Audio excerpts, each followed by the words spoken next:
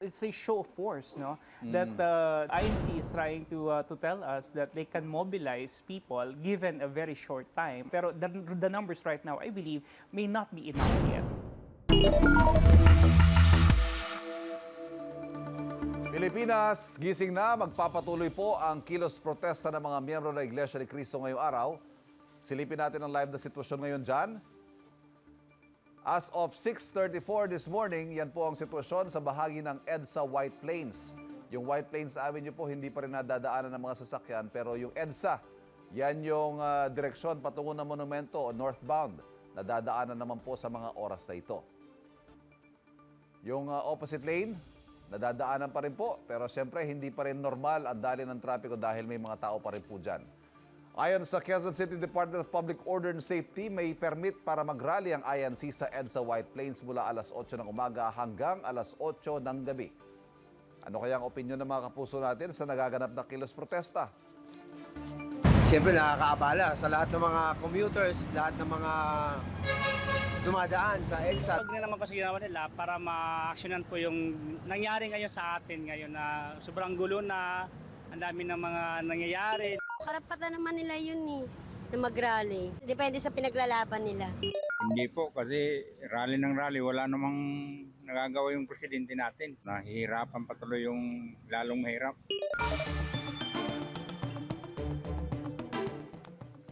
Yan ang ating pag-uusapan, lilinawin at hihimayin. On record, sa unang hirit. At ngayong umaga, makakasama po natin political analyst Professor Froilan Calilong ng UST Department of Political Science. Professor, good morning. Welcome back. Good morning, Ivan, at good morning po sa lahat ng ating mga... We are on record na, Professor.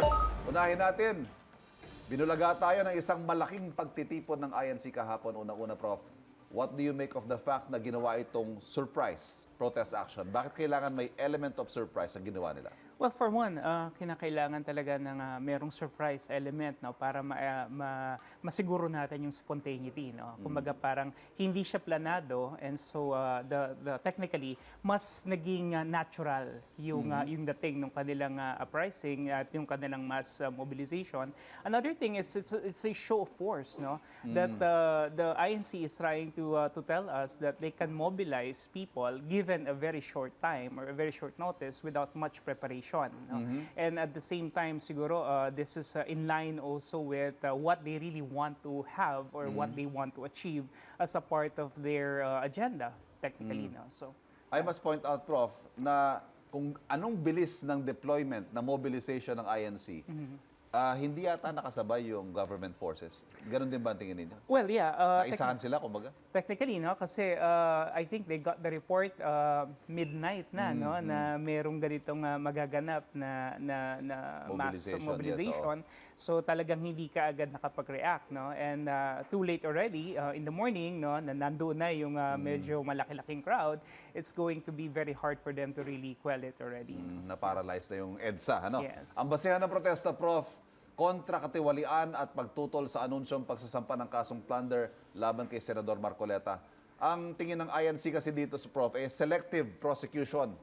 May basihan kaya itong assertion na ito, Prof, given that Senator Marcoleta is a very prominent and vocal opposition figure? Well, yung timing kasi, Sir Ivan, ano, I mean, they mobilize it as soon as naglabas sa isang press con si Ombudsman Remulla na kakasuhan na, arestuhin na ng kasong plunder si Senator Marcoleta.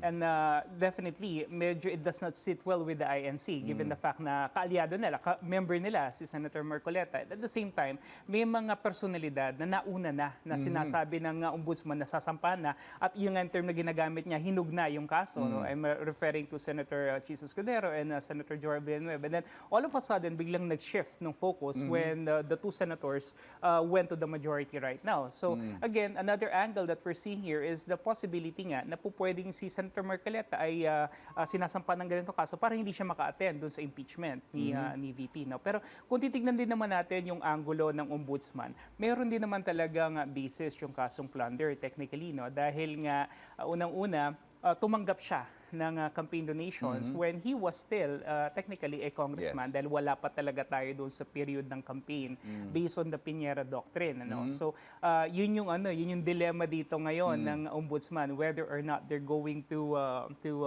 recant yung kaso or if they're going to push forth with it. Medyo doon papasok yung pressure na yun nga ginagawa nitong rally na to. Nabanggit nyo na rin yung ombudsman, Professor. All eyes are on the ombudsman now dahil after they announced the charges against Senator Marcoleta, ito ang INC nag-mobilize. Ano ho kaya magiging galaw ng ombudsman after yesterday's protest action?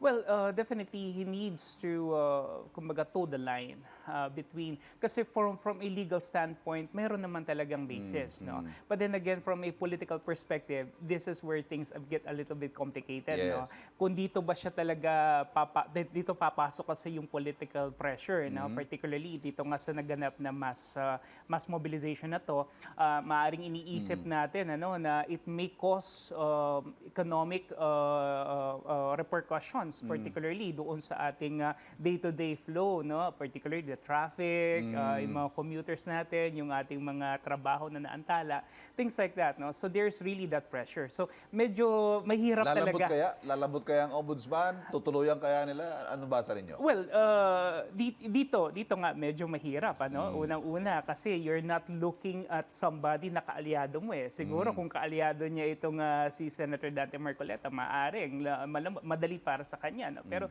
the point is on the other fence, no? And ito nga nagkaroon ng pressure coming from sa mga kasamahan ni Senator Dante Marcoleta, and pinakita yung show force, no? And so this is really a very difficult situation for the ombudsman. Yeah. What do you make of the way the protest was carried out, Professor?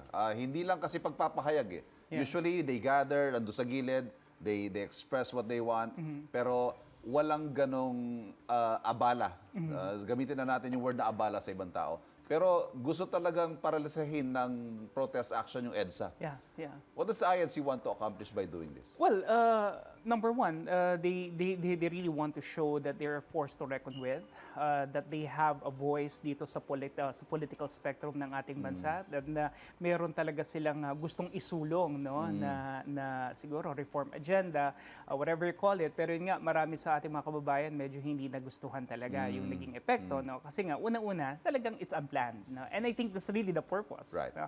And nga lang, syempre, kung punto de vista legal, syempre, kung legal perspective yung inilalaban mo rito, dapat idinadaan din natin sa legal na actions. No? Meron kasi tayong batas, yung BP 880, no? Yes. Na kung saan talagang medyo na-violate dito. Correct. Because EDSA and White Plains is not a freedom park. No? And yun yung isa siguro sa kinakailangan nila ding ayusin dito, no? Moving forward. Pero yun nga, hindi naman ito bago for the INC kasi may precedence ito, no, noong Yes. 2015, no, technically. At Ilang araw din yun, Prof? yeah, several days din. Pero it was against Laila de Lima, Yes. no, during that time. Pero kasi iba yun, kasi yung punto na yun, yung time na yun, internal yung Yes. problema nila. Ngayon kasi medyo mas malawak na political or it's a broader political contention that Correct. we're seeing right now.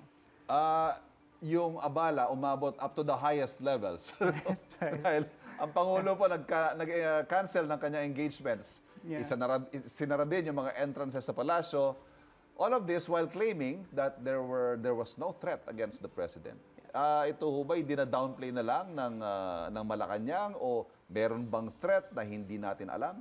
Well, any kind of mass mobilization like this could create a critical mass, which could eventually build up to a larger political inertia na nakita na natin sa mga ilang pahina ng ating kasaysayan. Yes. Ano? So People, EDSA 1, 2, 3. EDSA 1, 2, and 3, di ba? Yes. Parang spontaneous kasi yan eh. Wala talagang maaring may triggering factor, pero biglaan lang talaga. And I think Malacanang is not downplaying this possibility, no? Although I think the full force naman of the country, the police force and the mga peacekeeping troops natin are all there. Pero hindi natin po pwedeng sabihin na ito ay basta-basta lamang, because yun nga, kapag sinakyan na ito ng iba't ibang mga grupo, Yes. na maaring hindi lang INC pero they have the same motivation or the same political agenda, then it could create a bigger problem later on. Habang kinikilala yung karapatan ng libu-libong INC na magpahayag, nariyan din naman po yung libu-libo na rin na naapektuhan.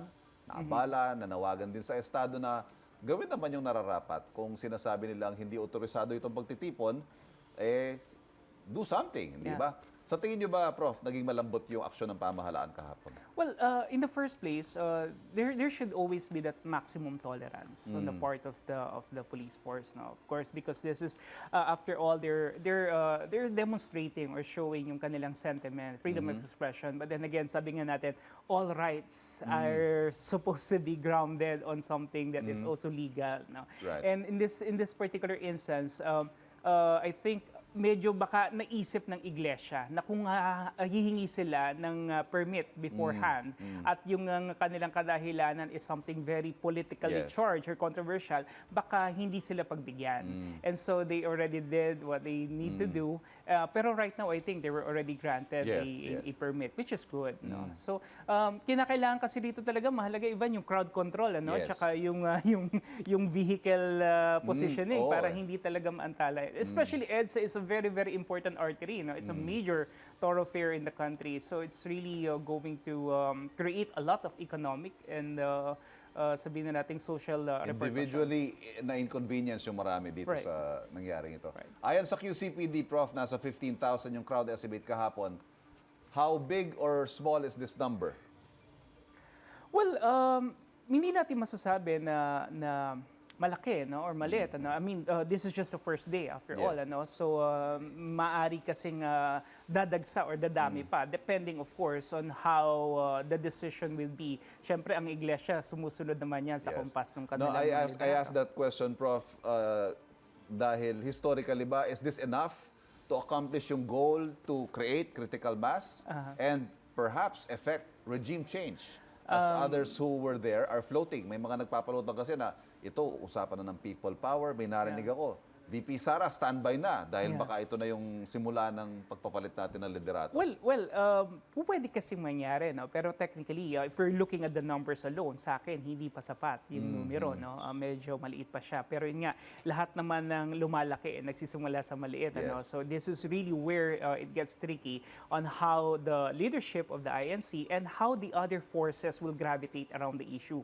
Kasi po pwede talaga tong sakyan ng iba't ibang mga puwersa na nag-aantay lamang, no? Nung triggering factor o tsaka yung tinatawag nating tipping point for them to converge, no? Yes. So yun yung yung kinakailangan natin tingnan dito. And another thing is how well will the government be able to respond to this, no?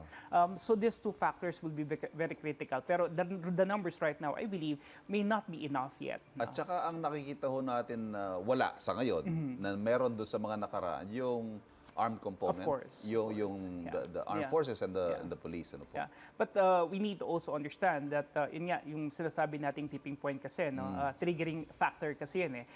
For all we know, everybody is just waiting. No? Everybody may just be waiting for the right time. And who knows, maybe they're thinking, maybe this is the right time. But again, without the armed forces, without the military turning their backs against Yes. the government, as what we have seen nung EDSA 1 and EDSA 2, hindi natin makukuha pa yung tinatawag nating regime change at the moment. Already, napaka-divisive dito politically, Prof.